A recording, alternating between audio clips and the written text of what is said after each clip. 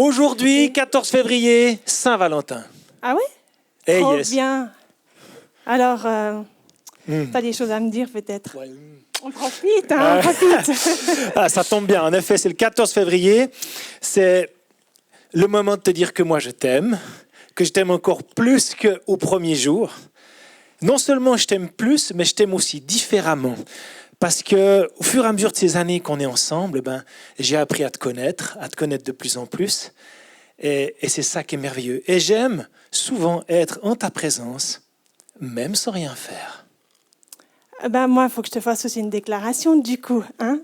Yes, yes, yes. Moi aussi, je t'aime. Et c'est vrai que à mesure qu'on se connaît, qu'est-ce que je t'aime davantage? Parce que je sais exactement... Ouais, j'apprends à te connaître toujours plus. Et être juste avec toi, c'est juste le bonheur. Ah, c'est beau ça, hein? Profitez aussi chez vous à la maison en couple, si vous êtes en couple, de vous redéclarer votre amour. Des fois, ça fait du bien, parce qu'on se le dit peut-être pas assez souvent. On dit juste « je t'aime » et une caresse ou comme ça. Et se le dire vraiment, ça peut apporter du... C'est pas que ça peut, ça apporte du bien. Oh oui. Ah yes. Le 14 février, c'est la Saint-Valentin. Mais pourquoi déjà le 14 février? Pourquoi la Saint-Valentin? Est-ce qu'il y a eu vraiment un saint qui s'appelle Valentin? Et encore plus, pourquoi la fête des amoureux ce jour-là? Alors, tu vas savoir un petit peu plus sur cette fameuse fête de la Saint-Valentin. Alors oui, elle a été attribuée à un Valentin qui a existé. On l'a mis saint, on l'a canonisé. Le 14 février, ça a été une date choisie. Mais c'est un saint parce qu'il a été martyr pour sa foi. Il a même été décapité. Oula! Et ça s'est passé au IIIe siècle, après Jésus-Christ. Il était à Rome. C'était un prêtre, un pasteur de Rome, un chrétien. Et il était persécuté pour sa foi, mais en particulier parce que lui, c'était un marieur, entre guillemets. C'était un pasteur qui mariait beaucoup de couples chrétiens. Et cette pratique-là, chez les Romains, ça agaçait au fait l'empereur parce que à cette époque, les gens qui se mariaient, ils avaient droit à une année sabbatique. Donc, ils n'allaient pas servir dans l'armée. Donc, du coup, si les chrétiens se mariaient beaucoup, ils n'allaient pas servir de chair à canon, on va dire, dans l'armée romaine. Et il a été emprisonné parce que, justement, il pratiquait ça. Il était emprisonné à cause de sa foi, parce qu'il continuait à faire ce que Dieu lui avait mis sur son cœur. Et c'est là qu'il est en prison. Et dans la prison, il reçoit la visite de la fille du geôlier. Ce n'était pas à Nantes, mais il reçoit la visite de la fille du geôlier. Et cette fille est malheureusement aveugle. Et une relation s'entame, commence avec Valentin, parce qu'elle lui demande « Mais décris-moi le monde qui t'entoure ». Et Valentin avait une façon d'exprimer le monde avec sa foi aussi, de tout ce qui l'entoure. Et bien sûr, cette fille tombe amoureuse de Valentin qui est dans la prison. Mais non seulement ça. Au fur et à mesure des discussions, un soir, une lumière énorme envahit la prison, à tel point que les gens du dehors voient la lumière, et cette fille retrouve la vue. Extraordinaire. Et je crois que si justement tu te sens dans une prison, tu te sens vraiment dans un endroit où tu es vraiment pas au top, c'est encore la place pour accomplir le miraculeux. Le miraculeux de Dieu ne s'arrête pas que quand tu es en bonne santé et en bonne forme. Il est tout le temps avec toi et tu peux tout le temps l'amener là où tu es. Tout le temps, le miraculeux est là. Et on est tous capables d'amener ce miraculeux. Et si ce matin tu as besoin d'un miracle, attends-toi à Dieu parce que Dieu est le même. Et s'il l'a fait pour Valentin et sa fiancée, il va le faire aussi pour toi. Yes. Alors, cette fiancée retrouve la vue, et là, il y a quelqu'un qui est vraiment pas content. Mais bien sûr, elle donne sa vie à Jésus et toute la famille du geôlier donne sa vie à Jésus. Tiens, ça nous rappelle une histoire. Hein. C'est magnifique. Mais ça arrive aux oreilles de l'empereur alors ça finit de l'irriter encore parce qu'à ce temps-là, au IIIe siècle, les chrétiens étaient encore persécutés. Et on va décapiter ce Valentin. Et la veille, il écrit un mot, une lettre d'amour qu'il glisse dans la poche de sa Valentine. On ne sait pas son nom en fait. Et il la signe justement « Ton Valentin ». Ah, yes. Donc, c'est là qu'on fait le lien, la Saint-Valentin, et écrire un mot d'amour à son amoureux, si possible avant la mort. Donc, écrire un mot à son amoureux, la Saint-Valentin, yes. Donc, les amoureux, on s'écrit des mots, la Saint-Valentin. OK. Peut-être que vous ne vous sentez pas concerné. Vous dites, ouais, moi, je ne suis pas en couple, je n'ai pas d'amoureux, je suis tout seul. Franchement, la Saint-Valentin, presque, ça m'énerve presque un petit peu. Eh bien, non. On est tous concernés. Nous sommes tous concernés par une histoire d'amour. Moi, je crois que je vois ce que tu veux dire et je suis d'accord avec toi parce que vous connaissez le plus grand amoureux de tous les temps. C'est pas Don Juan. C'est pas moi? Non, je suis désolée pour toi, même si tu es déjà pas mal, mais c'est Dieu. Merci pour le pas mal. Hein. Bah oui, tu peux toujours t'améliorer, ça qui est bien. Mais Dieu est le plus grand amoureux de tous les temps. Il est amoureux de toi. Et si tu n'as pas d'amoureux ce matin, on a un au moins au ciel qui est complètement amoureux de toi. Et c'est pas moi qui le dis, mais c'est la Bible. Alors elle est remplie d'amour, mais juste, je vais citer 3 versets qui nous montrent déjà le plus connu, je crois, de tous ceux qui connaissent un peu la Bible, c'est Jean 3,16, qui dit « Dieu a tant aimé le monde qu'il a donné son Fils ». Il a tant aimé. Donc c'est un grand amour, un grand amoureux. Ailleurs, dans 1 Jean 4, verset 8, Dieu est amour. C'est pas seulement qu'il a de l'amour, mais il est amour. C'est sa nature. C'est ce qu'il est foncièrement. Il est amour. Et un autre passage, Psaume 103, verset 13, dit « Dieu est rempli d'amour pour ses enfants. » Rempli. Donc, on ne peut pas mettre plus. Il est rempli. Waouh! Et si Dieu est amour, eh ben, il ne peut pas avoir de haine, ni une envie de vengeance ou quoi que ce soit. Déjà, première chose. Ensuite, on a quelqu'un donc, qui nous aime d'un amour immense, d'un amour super grand, génial, etc. Et puis, moi, si je t'aime d'un amour immense et que je sens cet amour, j'ai envie de te redonner une partie de cet amour, te montrer que je t'aime. Mais avec un Dieu que je ne peux pas toucher, avec un Dieu que je ne peux pas palper, que je ne peux pas prendre dans mes bras, avec ou sans masque, je veux dire, comment est-ce que je vais pouvoir exprimer cet amour auprès de Dieu que je ne peux pas toucher, finalement?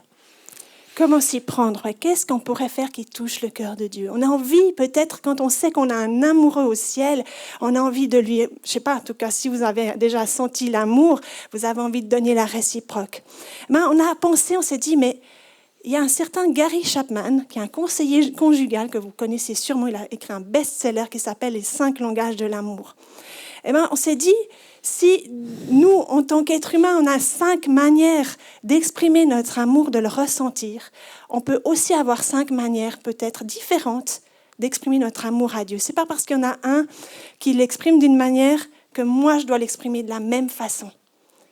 On a tous une manière différente d'exprimer notre amour à Dieu. Alors, on va utiliser ces 5 langages, on va vous les décrire rapidement, mais sachez qu'on peut dire à Dieu notre amour, et lui va aussi utiliser ces langages pour que nous, on le comprenne. Parce qu'il y a peut-être des choses chez certaines personnes, qu'elles comprennent comme ça, puis nous, on ne le comprend pas trop, cet amour, mais il va nous parler à nous, chacun, parce qu'il te connaît personnellement. Il sait exactement comment te parler, te communiquer son amour. Mais parfois, la première personne la plus difficile à aimer, c'est moi-même.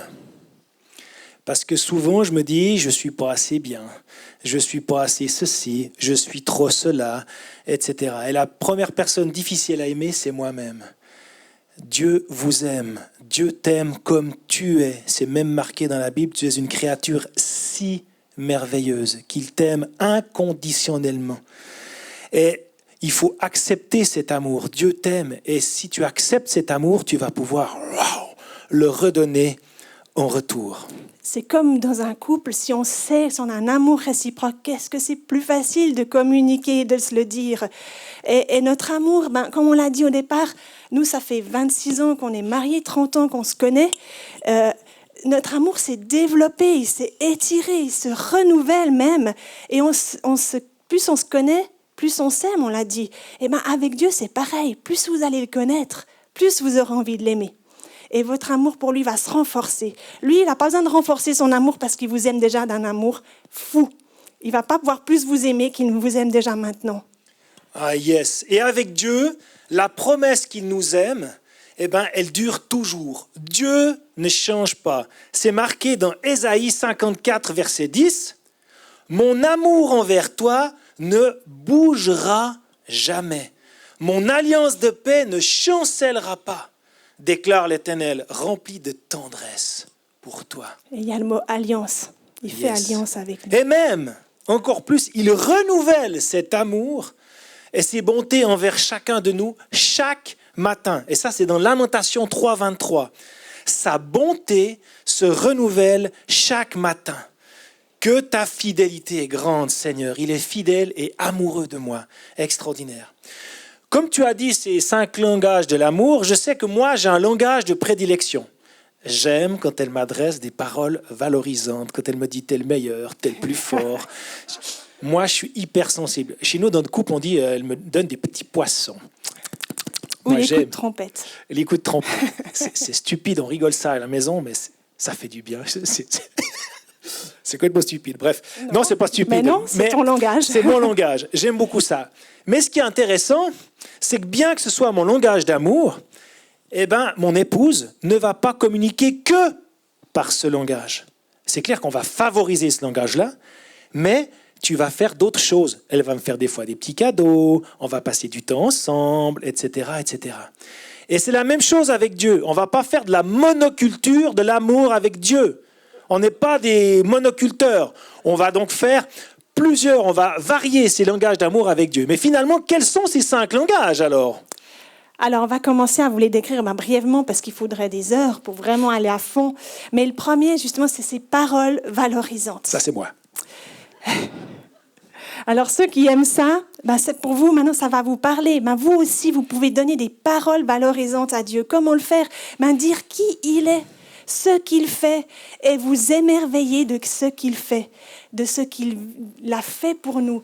Et lui dire et lui redire encore. Et vous verrez, à force que vous allez lui dire, ça va nourrir aussi votre amour et votre foi pour lui.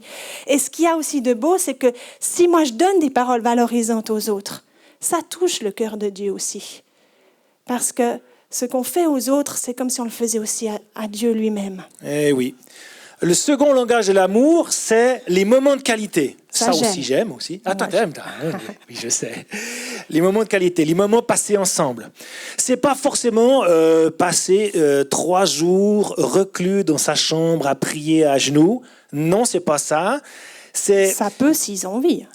Ça peut. Voilà. Oui, c'est vrai, on va pas vous l'interdire. Mais c'est vouloir être simplement avec Dieu. Simplement être avec lui. Des fois, se promener, prendre la main.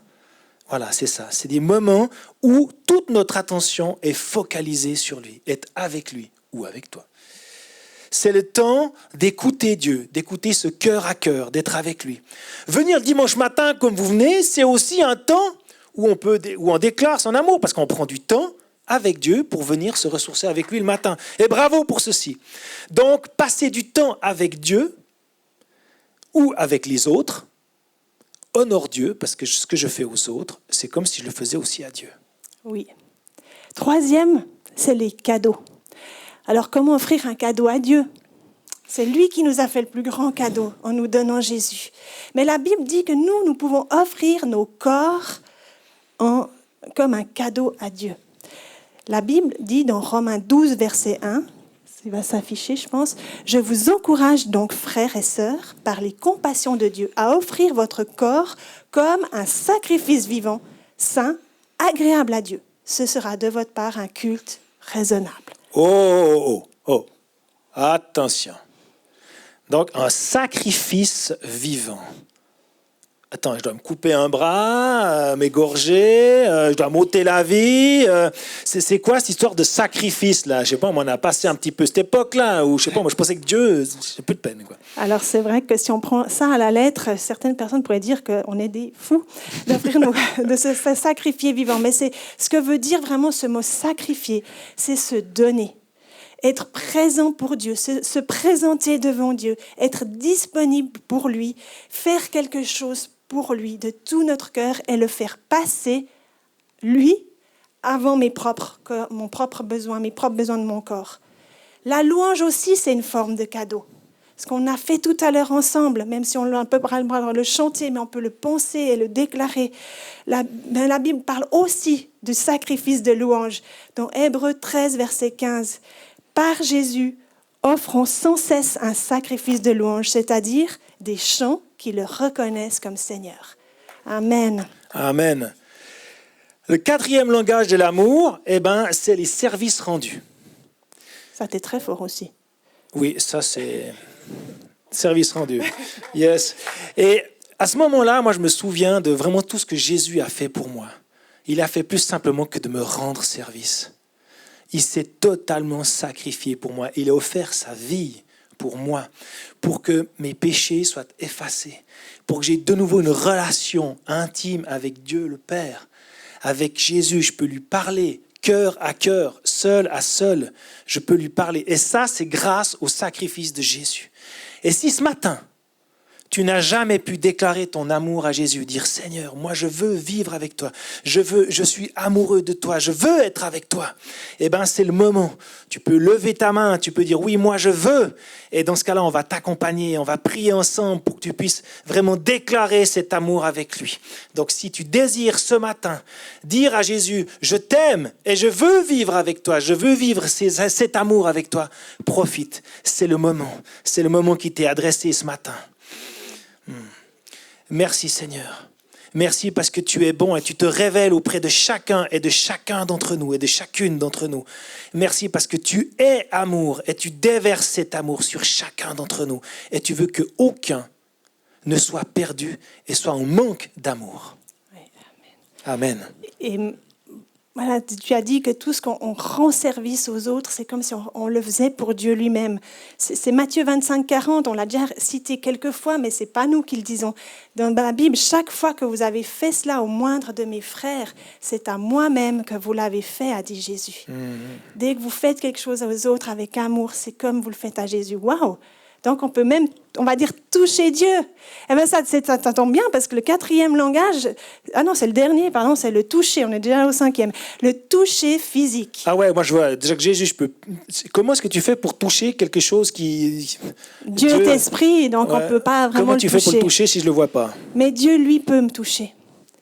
Et alors, bien sûr, on va tous ressentir d'une manière différente. Certains, peut-être, ce matin, tu avais envie de pleurer, d'être dans sa présence.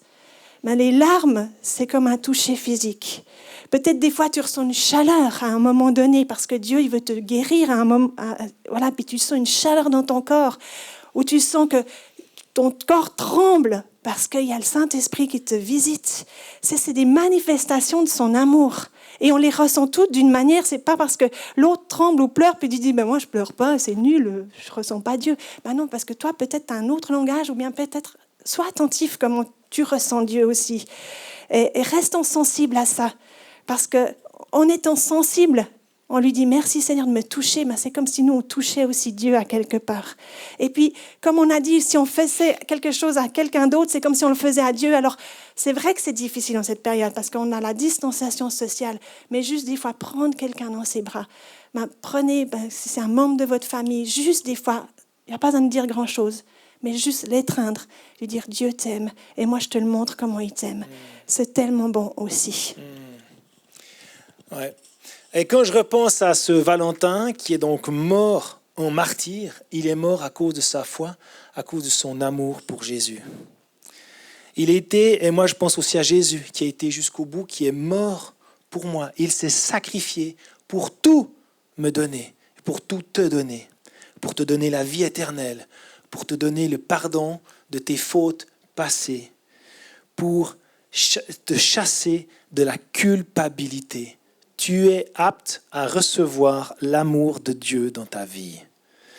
Tu es adopté sans condition. Il t'aime comme tu es. Et tu reçois ces bénédictions jour après jour.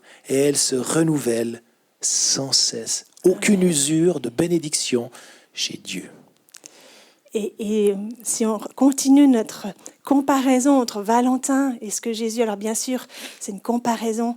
Mais Jésus aussi, à sa mort, il a comme glissé une lettre d'amour dans ta poche. Il a écrit une lettre, il nous a laissé une lettre d'amour. Et cette lettre d'amour, c'est la parole de Dieu. Et on a la chance de pouvoir la posséder ici dans notre pays, d'en avoir même plusieurs, j'imagine, à la maison. Certains en ont plusieurs. Mais Ou dans son téléphone. on peut la lire tous les jours. C'est une lettre d'amour. Si mon amoureux me glisse un mot d'amour dans ma poche, je ne vais pas le laisser et puis m'en ficher. Non, j'ai envie de lire ce qu'il m'a dit. Parce que ce que je vais lire, ça va me rendre forte, ça va me donner du courage, ça va me donner de la joie, ça va m'encourager. Eh bien, avec la parole de Dieu, et puis je sais ce qu'il dit, il me dit c'est vrai parce que je le connais. Eh bien, la parole de Dieu aussi, elle va t'encourager, elle va te redonner des forces, elle va te donner du courage d'aller de l'avant, de la joie, parce que ce qui est écrit dans cette parole, c'est la vérité. Jésus est la vérité, il est la parole de Dieu. Alors de retour chez toi, moi je t'encourage à prendre ce mot d'amour que Dieu a glissé dans ta poche, qui est la parole de Dieu. Et si tu ne sais pas où commencer, commence vers la fin, dans l'évangile de Jean. Parce que Jean est celui qui a réussi à traduire presque le mieux l'amour qu'a Dieu pour nous, pour chacun d'entre nous. D'ailleurs, c'est dans l'évangile de Jean qu'on a lu ce premier verset. Car Dieu a tant aimé le monde qu'il a donné son Fils unique pour toi, afin que tu ne meures pas, que tu aies la vie éternelle. Alors si tu n'as pas encore cette lettre d'amour chez toi, à la fin, Blaise ou Edith se tiendront à la sortie et ils vous offriront une Bible. Si vous n'en avez pas, ne vous en privez pas. Osez la demander, elle est gratuite. Ne vous privez pas de la lettre d'amour de Dieu. Mais si vous l'avez à la maison, alors courez chercher cette lettre et lisez-la encore. Et on vous encourage à lire cette lettre de Jean pour commencer, parce que vous verrez combien c'est rempli d'amour. Et moi, j'ai envie de nous dire, mais faisons de tous les jours une Saint-Valentin. Ne gardons pas qu'une journée par année. C'est tous les jours la Saint-Valentin avec Dieu. Yes. Parce qu'il m'écrit tous les jours sa lettre d'amour. C'est tous les jours la Saint-Valentin avec Dieu. Et moi, tous les jours, je peux redire cet amour envers Dieu aussi. Amen. Est-ce que vous êtes des amoureux de Jésus? Oui. Yeah. Soyons des amoureux de Jésus ce matin encore. Disons-lui notre amour. Parce que lui s'est sacrifié entièrement pour moi. Je suis la bien-aimée du Seigneur. Est-ce qu'on arrive à dire je suis le bien-aimé la bien-aimée du Seigneur. Et j'ai envie de vous dire, mettez-vous debout. Allez-y. Et c'est Laura Madon qui faisait ça aussi, mais faites-vous un câlin de la part de Dieu et vous vous serrez dans les bras et vous imaginez que c'est Dieu lui-même qui vous serre dans ses bras et mettez cet amour de Dieu dans cette étreinte. Amen. Ouais, Dieu t'aime comme tu es. Dieu t'aime comme tu es. Tu es capable et tu es apte de recevoir cet amour ce matin. Et Jésus est toujours le meilleur Valentin que tu n'auras jamais. Amen. Amen. Amen.